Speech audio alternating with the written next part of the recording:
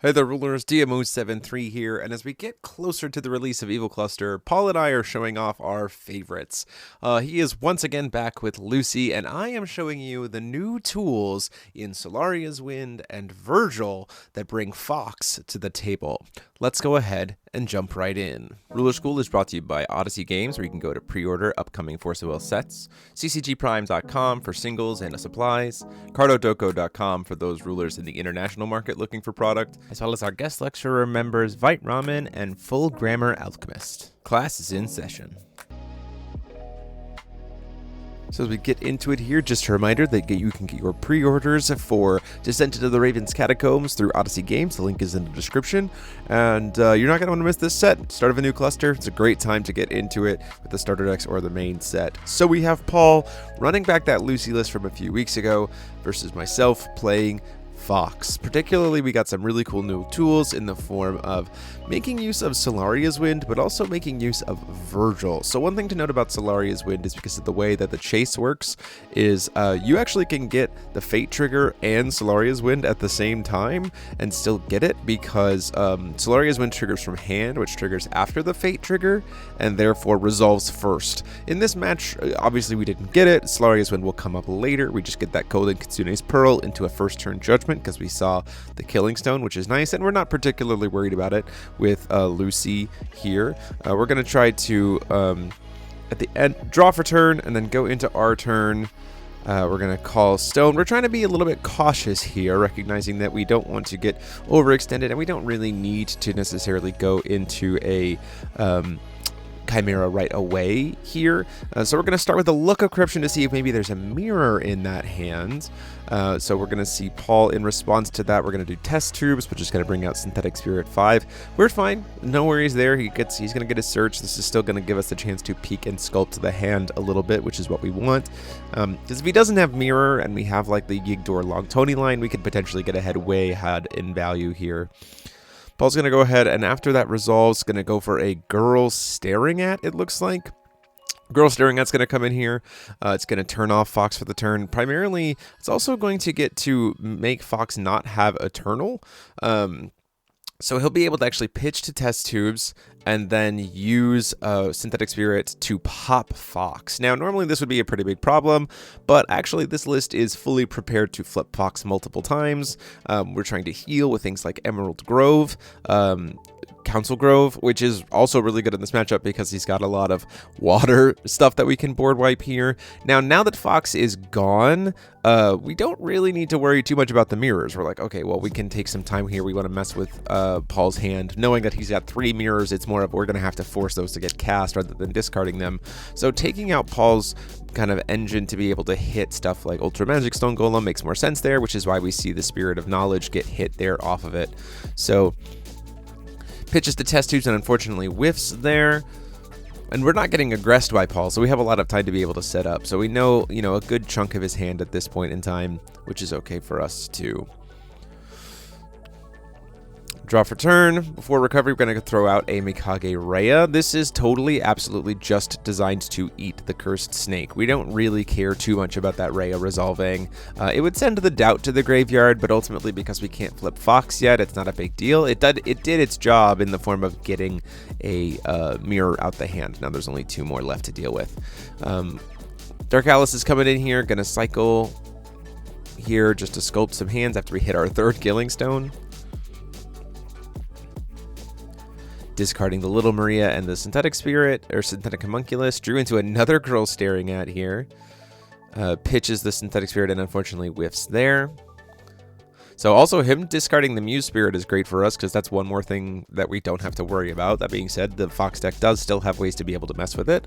Paul hitting the Alexandrite there, which is just currently serving as blue. We'll take the 2 damage from the Dark Alice. We say that's absolutely fine. At the end of the turn, we're going to go ahead and do Council Grove. It's paying 2, so it's very hard for Paul to answer. If he has New Plan, we're doing it during his turns. We'd have to full cast to stop it. Mirror can't stop it. This is going to destroy all water resonators and resonators with flying. We ramp a stone and heal. So now we're actually going to be able to get, not even have to miss Stone Call because we still have that Enter effect thanks to the Regalia, or the Fate trigger. So when we Judgment Fox, we get to go off there and do pretty good, do good work here. So we're we're going to go in for the God's Art of Fates Reunited. Fates Reunited is going to call on enter effect if it resolves. We're going to call the Darkness Spirit and the Spirit that forces us to banish additions or regalia. Those are the ones we're going to turn off. So this puts us in a much better position to be able to keep Fox alive for a little while longer. We're just going to go ahead and pass turn there. We got 5 will open to be able to interact. We got to take it slow. We know he has at least 2 mirrors left in hand, so we're just going to have to take our time.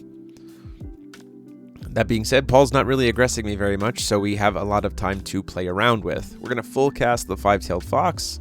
Sculpting the hand here, we pitch a 1-hit KO Anesthesia to graveyard, which is fine, and then a second Fates Reunited, also fine, to get rid of and just cycle.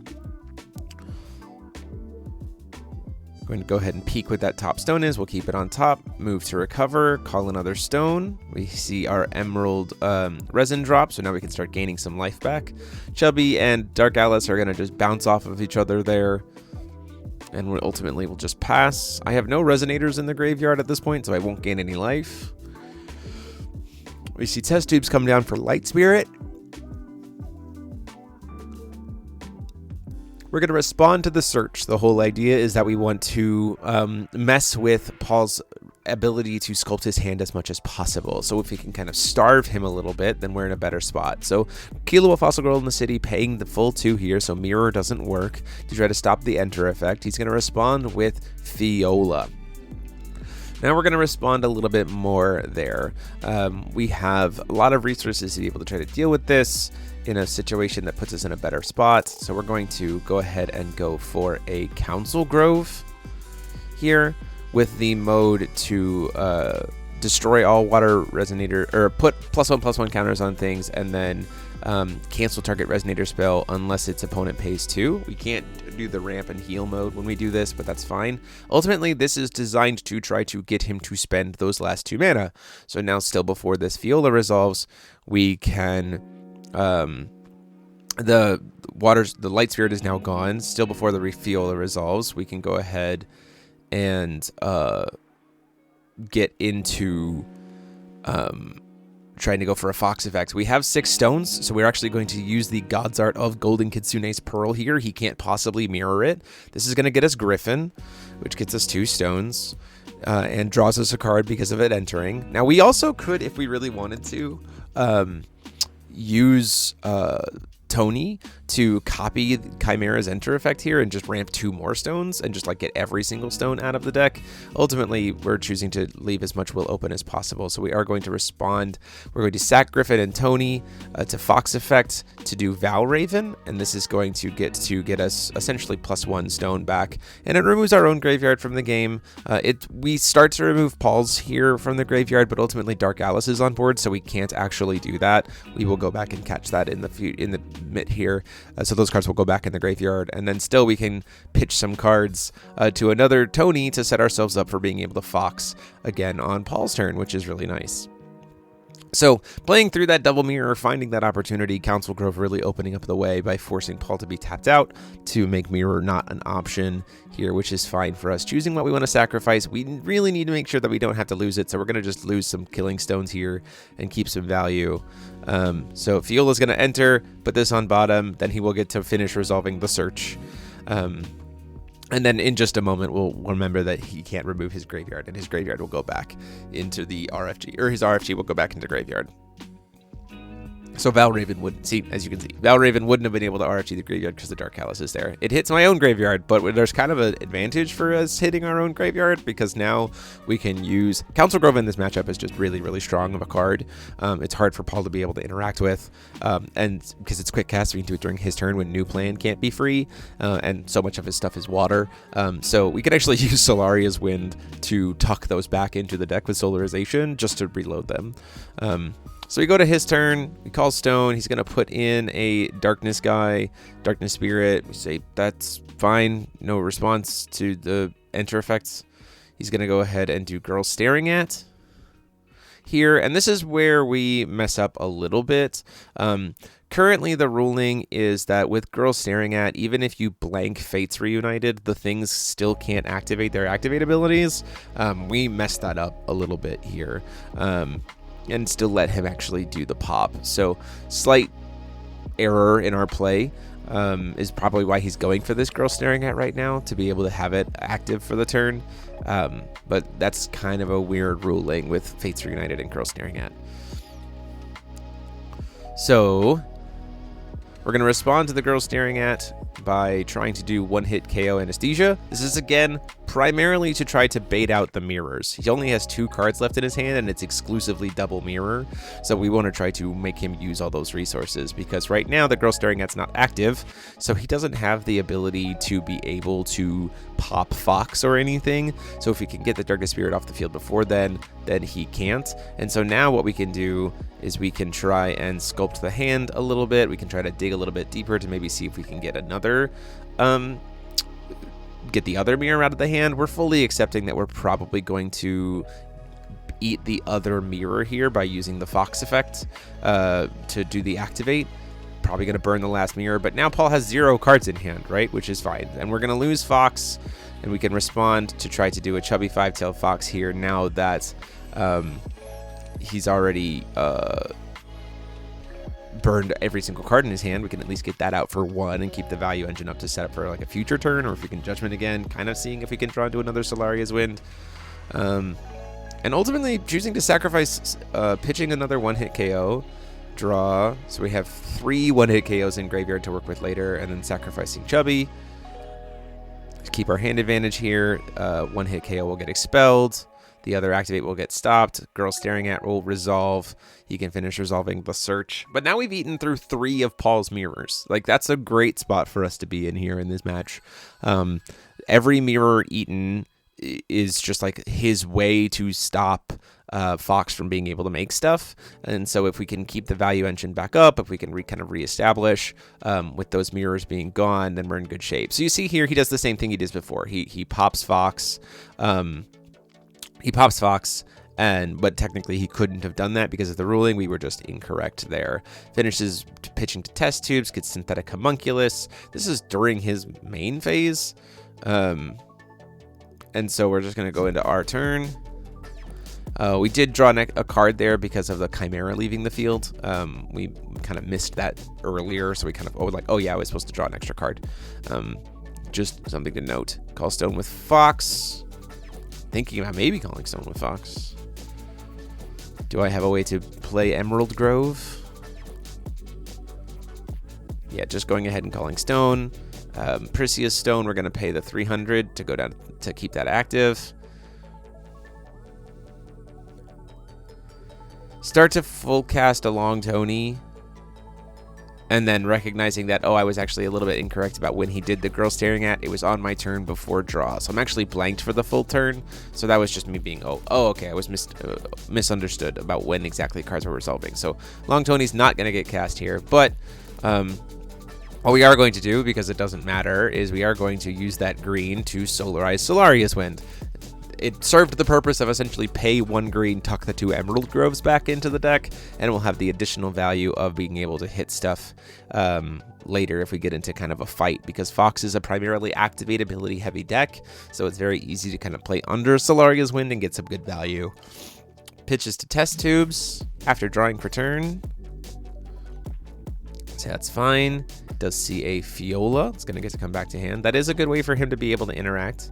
But while we are still only at 1 will, we're going to go ahead and double cast. Just in case there's another mirror we want to dig. There's Chubby 5-tailed Fox. Just to cycle a little bit.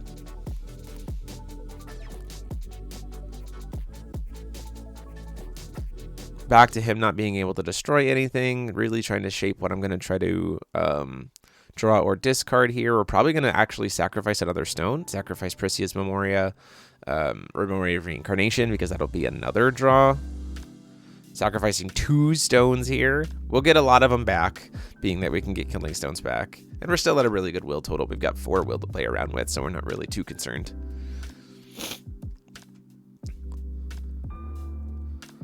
He can't tuck back into the item area right now, so he currently doesn't have any green will. which means that Synthetic Homunculus in his hand is uncastable. So he's going to attempt to pass the turn, and we say, still in your end main phase, we're going to try to cast Mikage-Raya, seeing if this maybe gets us into him to try to interact, but ultimately he does choose not to. That gives us Doubt, and so then we can, still in his main phase, try to animate Doubt and see if we get any kind of response from that.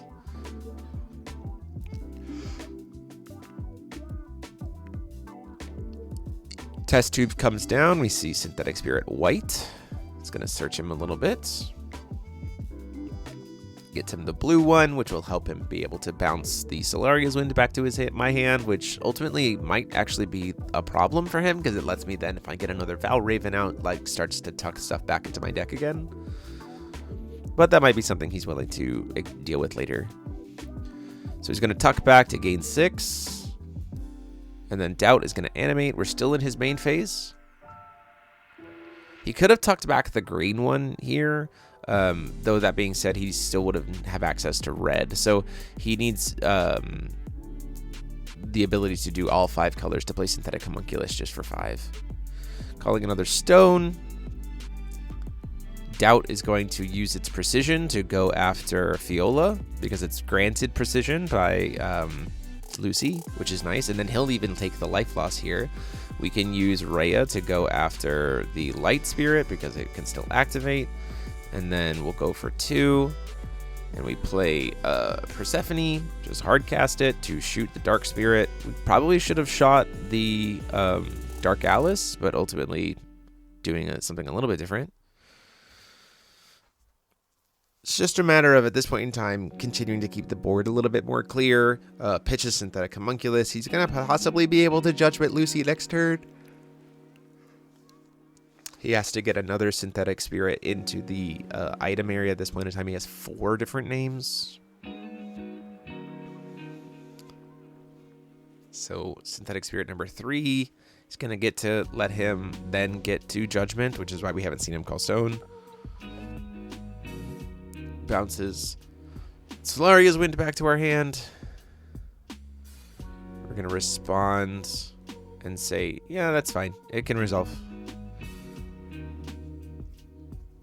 We might consider taxing just in case, but neither of us have cast any spells yet this turn, so it doesn't really do a huge amount of value. So we're just going to let that happen. Gets to finish resolving the search. And now comes Lucie. So Lucie is active. This is now a point of cancel that we have to try to then play through or force through, which is, we have to be really mindful about that. He's going to attempt to reanimate Synthetic Homunculus using Lucie's frontside ability. You say that is fine. Kind of double checking what's in graveyard here. It doesn't target, so it just picks one at resolution.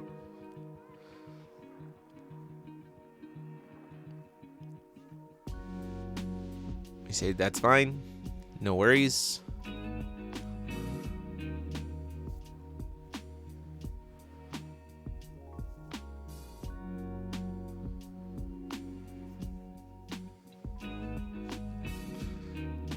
Paul seeing if he wants to do anything else. Nope, Synthetic Homunculus is going to come in. It's going to get to go get him a bunch of cards from the item area.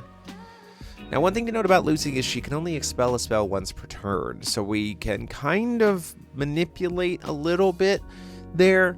The biggest things that he has to be able to pop my board are currently not able to pop my board, so the reanimates right now aren't that big of a deal. And we're going to be in a position where our entire game plan is like clear the board with a stat neg with Valraven, essentially, to try to get Lucie permanently off the board. At the end of the beginning of our turn before draw, we're going to try to do Fossil Girl. This reason why we're doing it before on our turn before draw is we want to kind of try to pivot here, try to say like, we want you to try to interact with this in such a way that we're trying to bait out your Lucie activation. So we're going to respond to the Fiola there, trying to target our Fossil Girl by using Persephone to bring it back to our hand.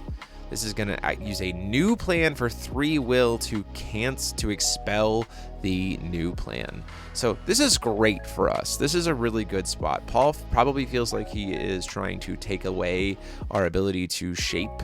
Maybe we're trying to make a desperation play or something else like that. But this burns more of Paul's resources out of his hand and more of his will, meaning that he has pretty much just the Lucie piece to be able to interact, which is what we're wanting. We want him to feel trapped to be able to play through this situation, because if we can get a Council Grove to resolve, thus healing Fox, at this point in time, we're kind of off to the races, which is pretty awesome.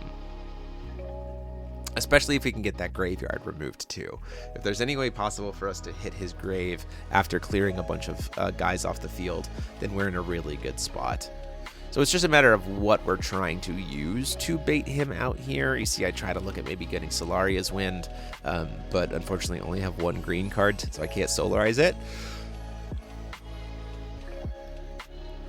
So as much as it kind of sucks, we do have one easy way to really make him feel forced into interaction, which is by hard casting a Vergil. It costs us 100, but we can easily clear this board right now. And so he is probably going to expel the he's going to do animate 1 to start with. He grabs Darkness Spirits. Searches him up another one in hand. This reloads his hand if he has another new plan in hand, but I don't actually think he does. And unfortunately, because of what's left in deck, he whiffs. He doesn't have another legal search target. So he's going to respond to the enter effect by trying to actually expel so he can get a search here. So that's what we were hoping for. We wanted him, Vergilius, to get expelled, but we still want to keep his hand bandaged low. So we go, okay, fine.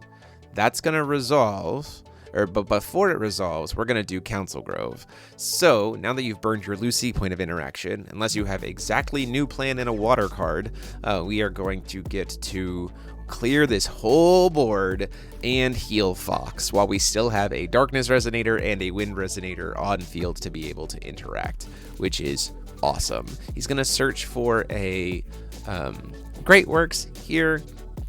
So again, has to have that new plan to be able to interact. Feels unlikely at this point in time. He'll put back to do Wild Alchemics so that he can do 2 Alchemic Research this turn. We say that's fine. Clear the whole board. He starts to go try to use the Darkness Guy to pop them, but he forgets that Fates Reunited called specifically the Darkness Guy to prevent him from being able to pop me. That was the whole point. So we get to hit all these guys, which feels phenomenal. Vergil gets expelled, but it was fine. That's what we wanted. We also lose the Mikage Rhea. We'll hit that in a second because it gets destroyed. Doubt can go in and kill the Dark Alice. We'll flip Fox, who then ramps us a stone, except I have no stones left to flip. Pay 2 for Brad. And we do use the new Brad, which is great. It's essentially a recurring body for making chimeras, which is just excellent. You'll note here in a second that I put the +1/+1 counters on Tony and Persephone. That's incorrect. It should be Brad and himself. Ultimately, the reason why that we do this, you'll see it in just a moment. So we start to swing with the Persephone, and then we go, actually, wait a minute. No, we're going to do this a little bit different. We're going to swing with Tony first, because he can attack. We'll hit for 4. Go down to 33. And then we're going to sack Doubt and Tony and a stone, which we ultimately probably should have sacrificed Brad instead, because the Brad would come back at the end of turn, and then we'd still have Doubt on. But then we can use Persephone to kill the spirit, the Mirage Spirit, because it was already there. And then we can sacrifice before draw on his turn, since we fully cleared the field, to get Valraven back out. And now the board is clear, the second Valraven, and RFG the graveyards. And we just stole a ton of value from Paul. Most of his elemental spirits are in the RFG now. It's very hard for him to interact with that area.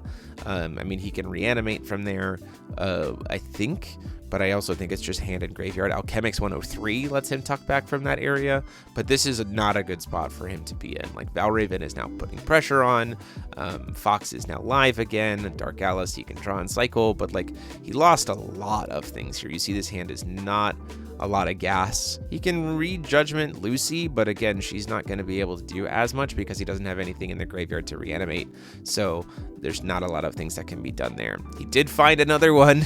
He found Synthetic Spirit 1, so he'll be able to get a little bit back at that point in time. So game's not over yet, but it's still not a great spot for him to be in. He's going to tuck it back and gain 6 life just to buy himself some more time. Now we're going to have Lucie re-judgment back out, which is fine. If Valraven gets to swing, though, I mean, the Lucie dies, and then is permadead. He does have Light Lightning in hand, which gives him some options. He could burn it now, since I can't possibly Fox. He's going to tuck back to do a mass reanimate if he wants to, but there's just nothing in graveyard to be able to reanimate.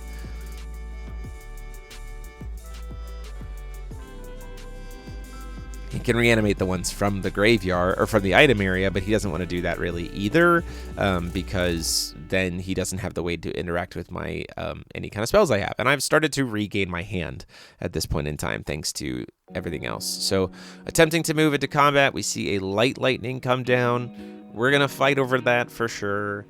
We at least want to make him have to burn a few more resources here before anything gets going. Now, if the Light Lightning does expel, like, mainly because we want to be able to cycle Valravens is the primary reason to interact here, because Valraven, while it RFGs the graveyard, then RFGs the second Valraven, and therefore that Valraven can then be made off of Fox, and then RFG the other Valraven from the graveyard. Like, you can keep the Valravens coming for forever, but if it gets expelled, there's really nothing we can do here.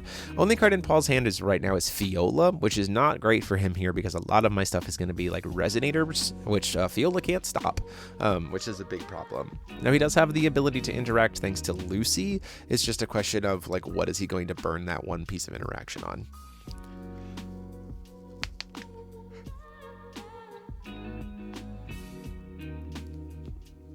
We're going to start with a Yigdor.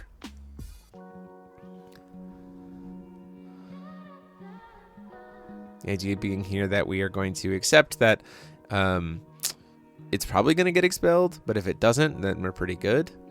He's going to pitch to Test Tubes in response. Doesn't have Fiola, fully whiffed, so now he has no cards in hand. Yigdor is going to get to resolve, so everyone's going to get a +1/+1 counter. In response to Yigdor's enter effect, we're going to float green and then sacrifice a stone to try to make a Chimera. He has no cards in hand, so that's going to get to work. We want to get a non-darkness guy, and you know, the only one at this point in time that really makes sense is Old Hand Gimmick, because this Light Lightning then can't do anything to him, which is fine. Keeps our stuff in graveyard. We get to draw a card because a Chimera left. The enter effect of Yigdor then is going to happen. So Light Lightning kind of fizzles there, which is great for us.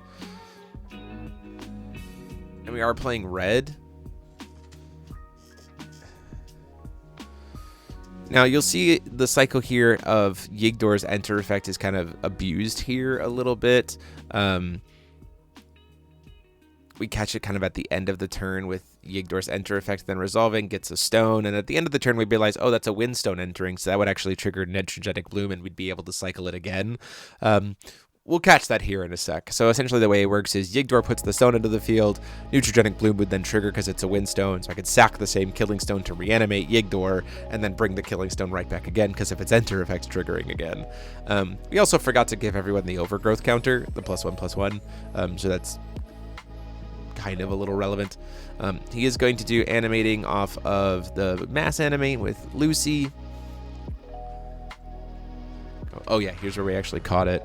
Yigdor Nitrogenic Bloom because he saw the Windstone, so we would get to sack another stone. Now this would be really good if we had Perseus Memoria, like Memoria of Reincarnation still, but we do not.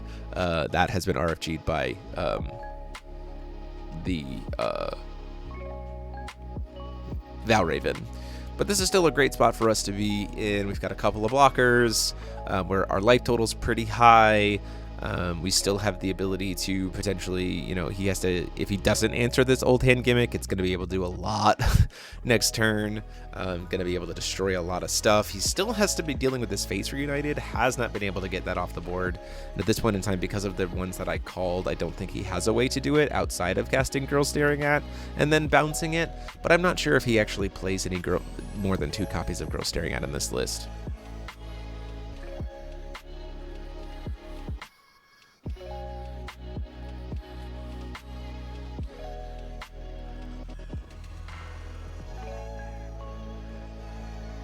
So Paul's in a position where everything's getting +5/+5, at least. So his Lucie is technically, Dark Alice should be 3, the Light Spirit should be 6, and Lucie should be 15.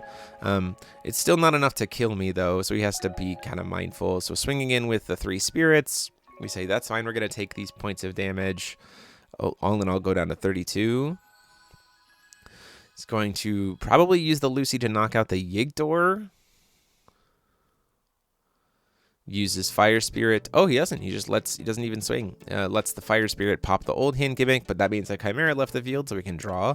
This is also nice because we do have red, so we can actually keep reanimating old hand gimmick with Call of the Monarch, which certainly could play into it once we get his board cleared again. That being said, though, if we make another Valraven, clearly we're going to lose the old hand gimmick again. The nice part about Valraven is that it provides Fox with this really great ability to start recycling. We're going to try to do Council Grove here. Again, this is kind of, again, it's a bait. Try to see if we can use the Expel part. We'll respond with that to do Persephone to put Council Grove back in our hand. We have now burned Lucie's ability for the turn. He doesn't have a way to interact with it. He doesn't have any Horde cancels. To be able to stop it. So that worked out great. Council Grove did exactly what we wanted it to do there, and put us in a really, really strong position. We want to save the Council Grove a little bit, though. We don't want to get too greedy on it because it might be a while before we find another one.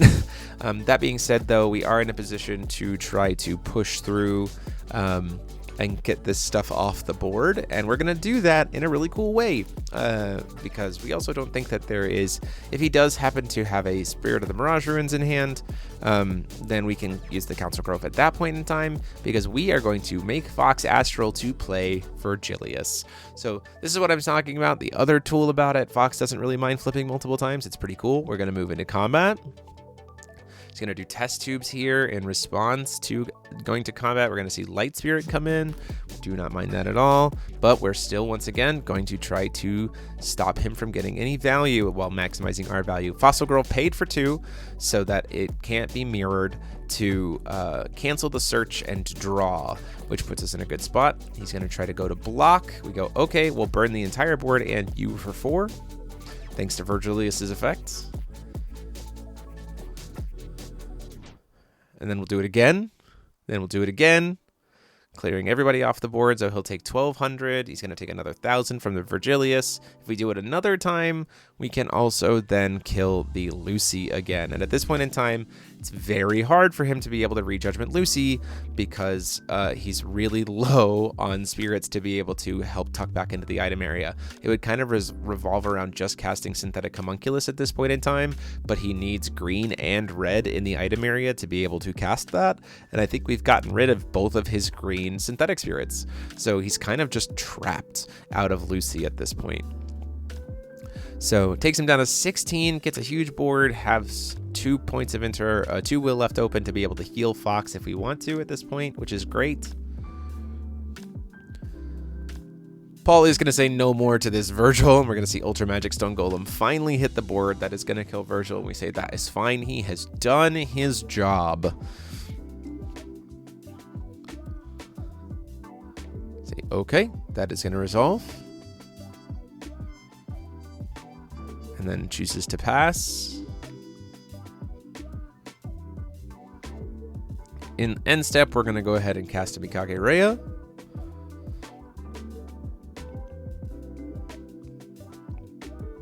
And we're going to send a Persephone to the graveyard. Now, the reason why we're sending Persephone to the graveyard here is to kind of maximize our chances of, if we can find the Regalia, though we do play 1 copy of Pearl in main, because if we can find the copy of Pearl, then that can be used to animate the Persephone and then kill the guy. Like, we're running low on cards, so we're just trying to kind of deck thin a little bit, and sending Persephone to the graveyard kind of just makes the most sense.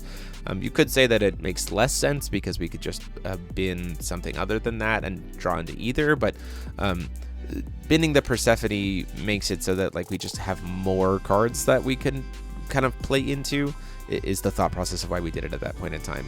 So before draw on my turn, we're going to go ahead and see Paul use Synthetic Spirit here.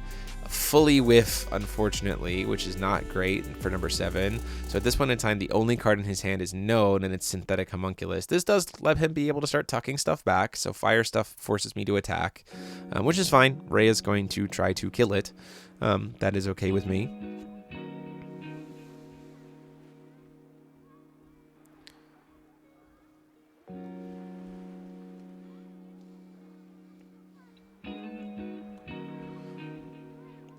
We were going to have to attack it anyway. So we'll use Rhea to kill the blueberry here. Pitch to test tube, see if he draws into something. Unfortunately, it sees a new plan in Dark Alice, so now just fully starved out of resources here. Has the Ultra Magic Stone Golem, though, so that is still something he, is going to be threatening me with. We're going to go ahead and do Emerald Grove, since it's safe now, to do +1/+1 counters and ramp a Stone and Heal and Astral Ruler. I'm the only Astral Ruler, so Fox is there.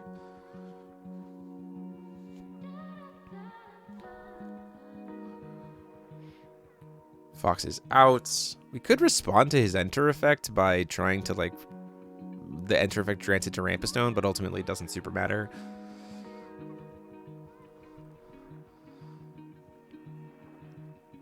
In a world of wanting to continue to recycle our Emerald Groves, we're going to tuck back a one-hit KO. And one-hit KO wouldn't have been tuckable. We'd have to use Solaria's Wind, or Long Tony instead of one-hit KO to solarize Solaria's Wind. That was just an error on my part. Mainly just to tuck stuff back. Yigdor's going to get to come in here. It's going to give the Overgrowth there. We're going to get to respond to the Enter effect again to ramp some stones. Sack them off to Fox, and once again go for that outside RFG'd Valraven, because you can search for outside the game, RFG, deck, or hand. So Valraven gets to come back here. It's going to once again remove even more of Paul's resources from the game, and I get Killing Stone back. And I draw a card. Drawing into a Brad, which then pumps up the Valraven, so it's now a 20/20, and Brad's a 4/4. Paul draws for turn. Most of his resources have been yeeted from the game, and he does not have an ability to be able to Judgment Lucie again, so it's just that starve out, right? The grind, and you can see how much Council Grove really helped in this matchup. Pitches that one, and then we go, oh, we're pitching here. You have no cards left in hand. This is probably game at this point. Pay 2. And for the first time all game, we see Lorite. Lorite's going to stop the ability to dig. This means that what he has is what he has. He uses the precision from Ultra Magic Stone Golems to try to go to Yigdor, but we can block with Brad, who has 400 defense. Which will mean that of 17 damage will go through to Valraven, but he is a 20/20, so he survives. Call a Stone. End of the turn, Brad's going to get to come back because of his new text, which puts another 2 counters on Valraven, swinging in for 22, and that will be game. So you can see the slog, you can see the cool new tools that Fox has. Still a super fun deck. Thanks to Paul for playing. Check out the feature deck profile for Fox later this week, and until next time, this is DMO73 saying class dismissed.